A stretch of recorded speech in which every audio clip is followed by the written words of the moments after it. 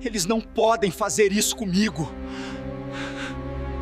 A carne humana não foi feita para resistir ao chumbo, mas em Jerusalém, o metal devorava a vida antes mesmo da morte chegar. Você já se perguntou qual é o limite exato onde a justiça se transforma em sadismo puro? Na província da Judéia, sob o domínio de Roma, a flagelação conhecida como verberatio não era um simples castigo, mas uma ciência da agonia desenhada para expor ossos, órgãos e a própria alma do condenado. Imagine chicotes de couro terminando em esferas de metal e lascas de ossos de carneiro, arrancando pedaços inteiros de músculos a cada golpe ruidoso. O sangue saturava a poeira das praças enquanto as vítimas imploravam por um fim que demoraria horas para chegar. Hoje, mergulharemos nos registros sombrios de Cícero e Eusébio para revelar a brutalidade institucionalizada que antecedia a cruz. Prepare-se para encarar a face mais perversa da engenharia de dor romana. Prepare sua mente para uma jornada sem filtros pelos corredores da agonia romana. O que você verá hoje mudará sua percepção sobre a história sagrada e profana.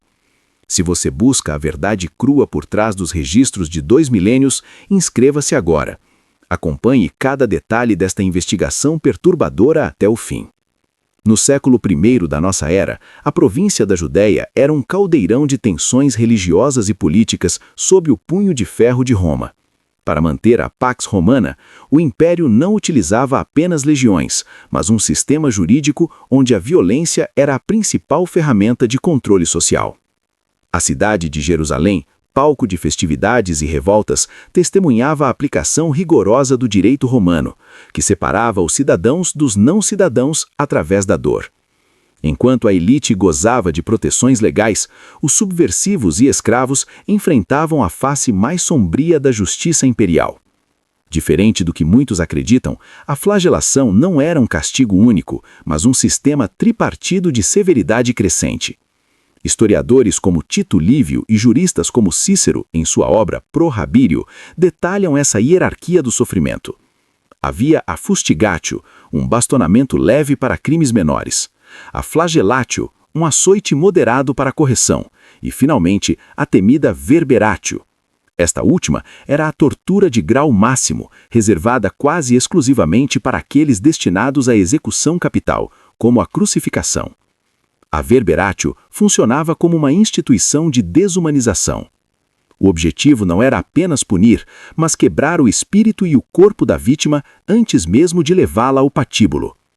Fontes primárias, como os relatos de Eusébio de Cesareia, em sua História Eclesiástica, descrevem como os flagelados tinham suas veias e artérias expostas, revelando os músculos e as vísceras sob o açoite implacável.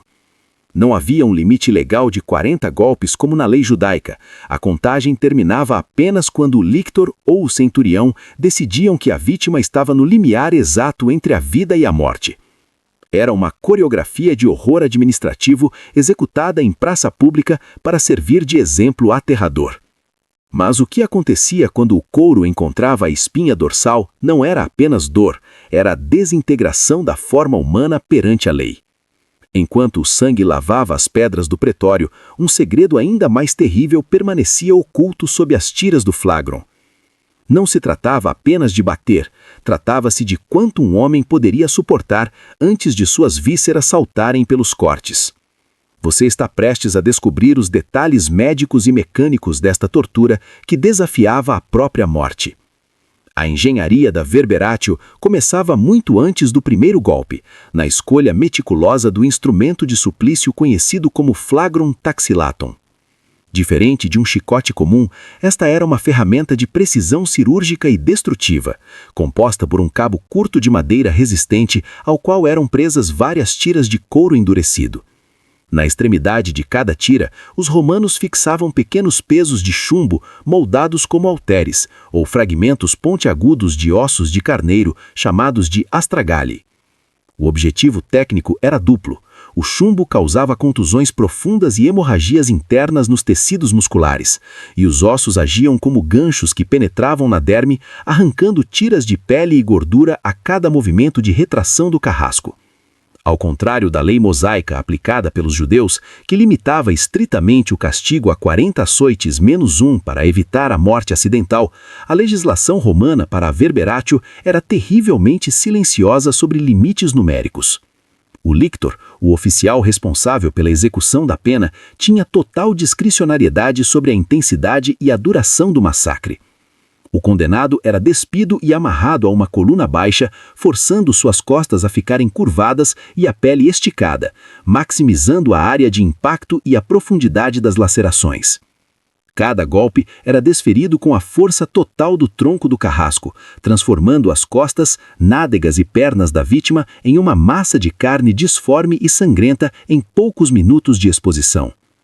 Os relatos históricos de Eusébio de Cesareia, em sua História Eclesiástica, descrevem como os observadores podiam ver as veias das vítimas serem abertas e os próprios músculos, tendões e entranhas dos sofredores tornarem-se visíveis a olho nu sob o açoite implacável. Não havia um limite legal de 40 golpes como na lei judaica. A contagem terminava apenas quando o lictor ou o centurião decidiam que a vítima estava no limiar exato entre a vida e a morte. Era uma coreografia de horror administrativo executada em praça pública para servir de exemplo aterrador. Mas o que acontecia quando o couro encontrava a espinha dorsal não era apenas dor, era a desintegração da forma humana perante a lei. Enquanto o sangue lavava as pedras do pretório, um segredo ainda mais terrível permanecia oculto sob as tiras do flagrum. Não se tratava apenas de bater, tratava-se de quanto um homem poderia suportar antes de suas vísceras saltarem pelos cortes. Você está prestes a descobrir os detalhes médicos e mecânicos desta tortura que desafiava a própria morte. A engenharia da verberatio começava muito antes do primeiro golpe, na escolha meticulosa do instrumento de suplício conhecido como flagrum taxilatum. Diferente de um chicote comum, esta era uma ferramenta de precisão cirúrgica e destrutiva, composta por um cabo curto de madeira resistente ao qual eram presas várias tiras de couro endurecido. Na extremidade de cada tira, os romanos fixavam pequenos pesos de chumbo moldados como halteres, ou fragmentos pontiagudos de ossos de carneiro, chamados de astragale. O objetivo técnico era duplo.